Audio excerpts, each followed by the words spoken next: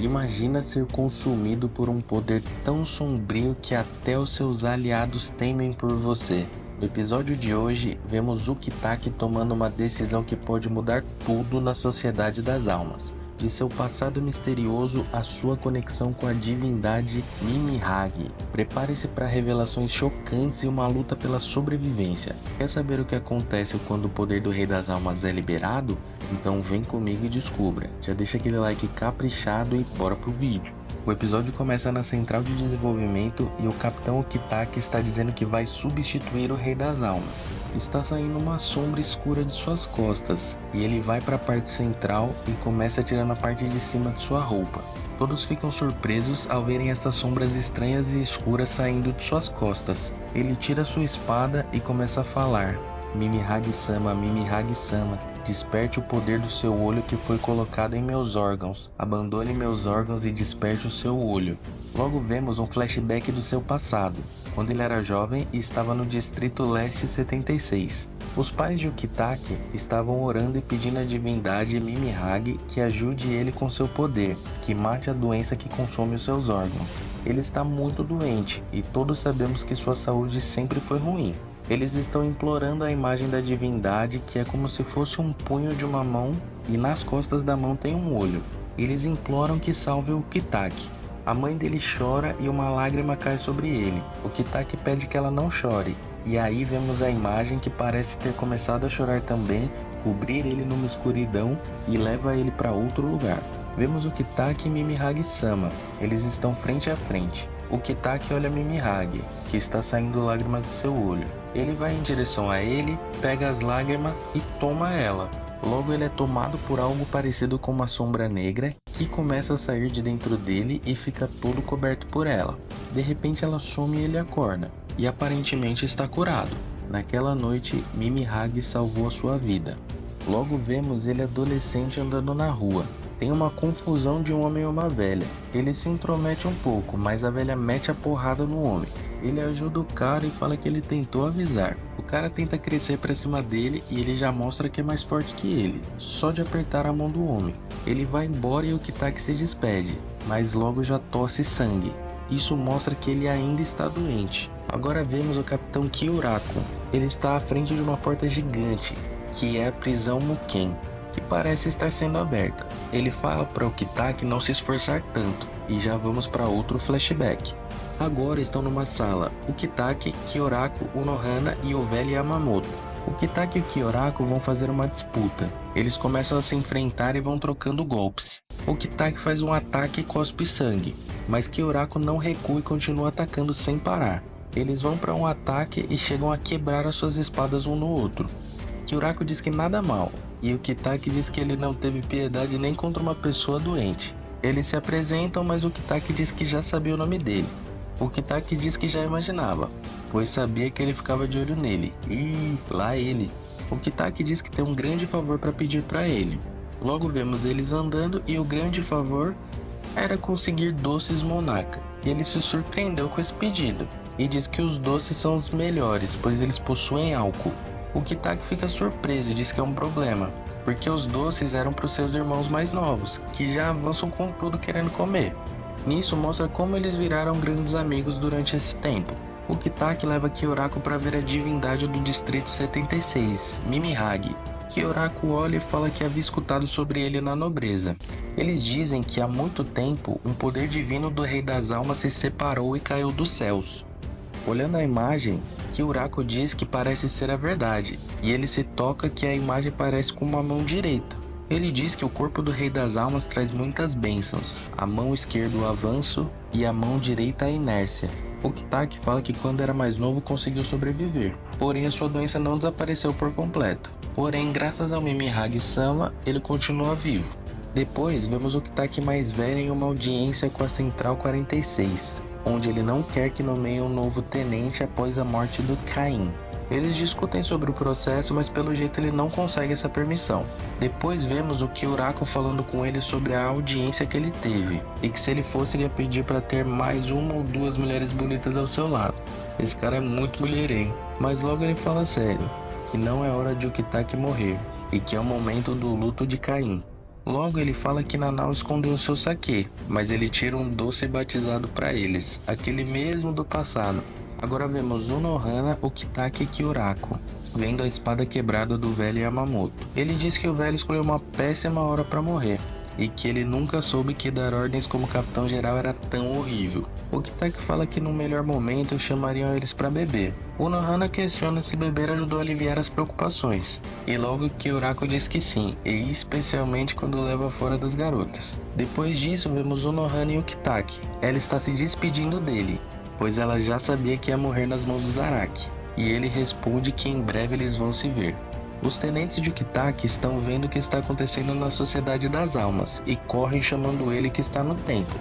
Agora vemos ele de volta na central de desenvolvimento fazendo a sua prece para liberar o poder que foi colocado nele.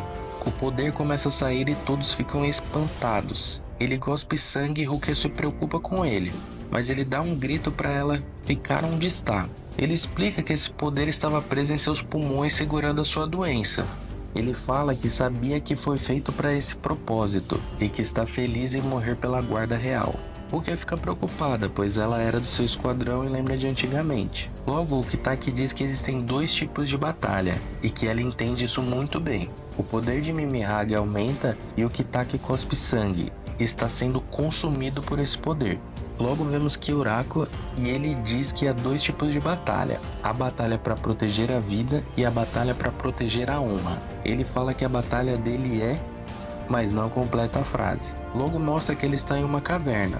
Ele diz que está na hora de conversar com Aizen Sousuke e da escuridão ele aparece. Agora vemos Ichigo indo para cima do Rei Quincy. Ele questiona qual a razão para lutar com ele ainda. Ele diz que o Rei das Almas que estabilizava o mundo dos vivos, o Ecomundo, a Sociedade das Almas e o Mundo Precipício se foi e todos deixaram de existir, e que tudo isso é obra do Ichigo.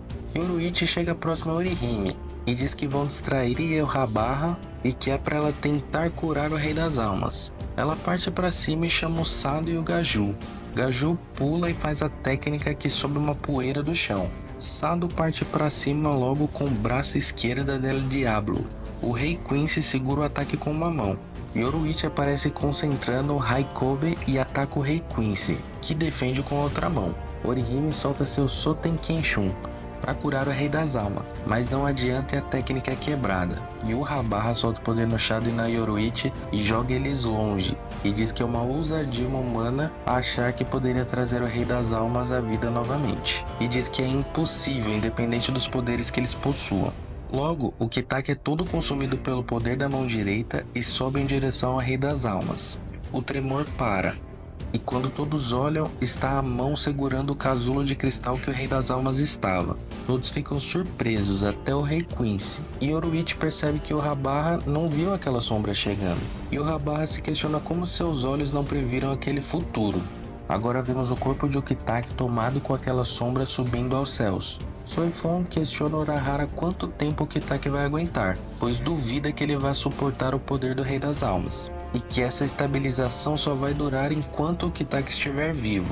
Todos ficam surpresos, mas ela apenas falou a verdade. Urahara não sabe quanto tempo ele vai aguentar porque nunca ouviu falar de Kamikake, mas o que eles precisam fazer é encontrar uma maneira de estabilizar o mundo enquanto o Ukitake está substituindo o Rei das Almas. Agora vemos Kyorako na caverna escura com vários pontos parecendo cordas no chão que estão selando Aizen. Ele questiona por que Aizen não está respondendo. Questiona se ele é contra a comunicação espiritual ou se o lugar está tornando isso impossível para ele. Mas duvida, hein? É o Aizen, que é um bicho-papão no mundo do Bleach. Kyorako teve a permissão para liberar apenas 3 selos e mostra uma caixa com chaves. Ele pega uma e libera um selo que é referente à boca do Aizen. Ele diz que agora ele pode falar normalmente, mas seria difícil alguém conseguir falar depois de 2 anos com a boca fechada. Mas ele é o Aizen, afinal eles se conhecem muito bem. Aizen logo responde que Kyorako tem razão. Kyorako se preocupa e diz que é impossível, pois removeu apenas um selo da boca. E logo quem vem andando até sua frente é o Aizen, questionando o que foi, pois ele ainda tinha que usar mais 2 chaves. Aizen é embaçado demais mesmo. Pelo menos os dois têm algo em comum, que é o tapa-olho que eles estão usando. Kyorako libera o olho esquerdo e tornozelos, e fala que agora foram as 3. e pergunta qual é a sensação de ter livre o olho esquerdo e os tornozelos. Aizen diz que pelo que vê Kyorako não mudou muito. Kyorako brinca que vai entender isso como um elogio, e logo pergunta se ele quer sair dali. Aizen já fala que não lembra de ter pedido que queria sair. Kyorako retruca que um homem que não quer sair não diria para tirar as suas chaves restantes. Aí o monstrão retruca que um homem que não quer deixar ele sair viria até ali com uma chave embutida em seu corpo? Kyorako diz que ele viu através dele e mostra a cicatriz em seu coração onde a chave está, que foi a condição para ele vir ali libertar os 3 selos. Aizen já entende tudo. Se ele matar o Kyorako, ele vai ficar selado por toda a eternidade na prisão Muken. Isso foi obra da Central 46. Kyorako fala para deixar isso para lá e pergunta por que ele não se senta em uma cadeira para que seja levado à superfície. Aí um emocionado que estava junto sai correndo em direção ao Aizen, dizendo que vai conter ele antes disso. Mas logo ele para assustado e foi completamente obliterado pela pressão espiritual do Aizen. Os selos não eliminam sua pressão espiritual, então melhor não chegar perto dele. Aizen questiona o Kyorako que mesmo que ele sente na cadeira e saia, se ele acha mesmo que ele vai ajudar a Sociedade das Almas. Kyorako diz que não está pedindo que ele lute pela Sociedade das Almas, mas acredita que eles têm interesses semelhantes. Aizen diz que Kyorako realmente é um homem interessante, e logo fala: respirar um ar fresco da patética Sociedade das Almas que está prestes a ser esmagada pelo Yhwach e gera uma dúvida. E assim acaba o episódio. Meu amigo, outro episódio tenso, esclarecendo algumas coisas e deixando muitas outras em aberto. Mas e aí, o que você achou? Comenta aí que eu quero saber. Tamo junto demais, valeu, falou e fui!